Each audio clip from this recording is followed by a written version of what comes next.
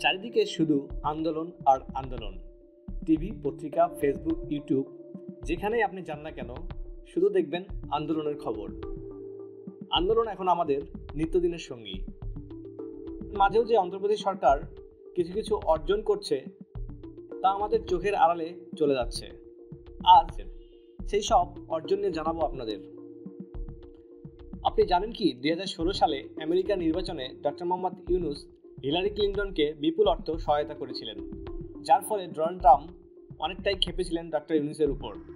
ভাবতেই অবাক লাগে না? আমেরিকার মতো নির্বাচনেও বাংলাদেশের কেউ প্রভাব রাখতে পারে।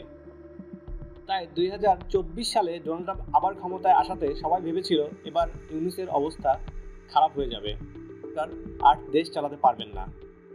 বিশেষ করে ভারতীয় মিডিয়াগুলো ফলো করে এসব খবর প্রচার করছিল, কিন্তু ঘটল তার উল্টোটা। বাংলাদেশ বর্তমানে বিদ্যুৎ উৎপাদনের জ্বালানি হিসেবে কয়লার পরিবর্তে এলএনজি গ্যাস এর উপর নজর দিয়েছে। কয়লার দামও বেশি এবং তা পরিবেশের জন্য বেশ ক্ষতিকর। আবার রাশিয়া ইউক্রেন যুদ্ধের জন্য অনেকদিন ধরে ঠিকমতো এলএনজি গ্যাসও পাওয়া যাচ্ছিল না। এই গরমের সময় আমাদের ঘন ঘন লোডশেডিং এর মুখোমুখি হতে হচ্ছিল। আর সুখবরটি হলো, বাংলাদেশ এখন আমেরিকা থেকে এলএনজি গ্যাস আমদানি করবে। হ্যাঁ, আপনি ঠিক শুনেছেন, আমেরিকা থেকে। তাও আবার ডোনাল্ড ট্রাম্প ক্ষমতায় আসার পর এই চুক্তি হয়েছে।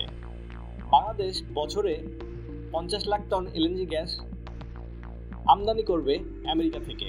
চুক্তি হয়েছে বাংলাদেশের কোম্পানি পেট্রো বাংলা এবং আমেরিকান কোম্পানি আর্জেন্ট এলএনজি কোম্পানির মধ্যে, যা আসলে একটি বিরাট অর্জন বলে মনে করি আমি বাংলাদেশের জন্য। আবার ডোনাল্ড ট্রাম্প ক্ষমতায় আসার আগে বলেছিলেন, তিনি ক্ষমতায় আসলে শরণার্থীদের জন্য এনজিওর মাধ্যমে বিভিন্ন দেশে যে অর্থ সাহায্য করা হয় তা তিনি বন্ধ করে দেবেন।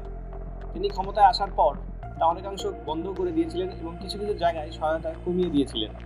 কিন্তু মজার বিষয়, আমেরিকা বাংলাদেশের রোহিঙ্গাদের জন্য সহায়তা বন্ধ করেনি। তাদের সহায়তা আগের মতোই রয়েছে। এটিও একটি ভালো অর্জন।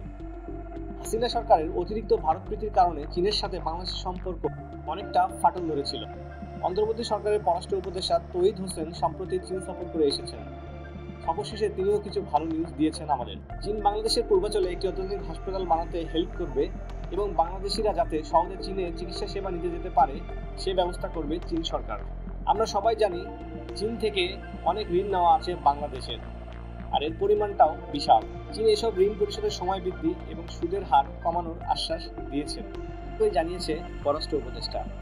এছাড়াও বাংলাদেশের অবকাঠামো উন্নয়নে চীনের যে সহযোগিতা রয়েছে আগে থেকে, তা বন্ধ হবে না, তা আগের মতোই থাকবে, এমনটাই জানিয়েছে চীন সরকার। অন্তর্বর্তীকালীন সরকারের এইসব অর্জনকে আপনি কিভাবে দেখছেন অবশ্যই কমেন্ট করে জানাবেন। ভিডিওটি ভালো লাগলে অবশ্যই আমাদের চ্যানেলটি সাবস্ক্রাইব করবেন। ধন্যবাদ।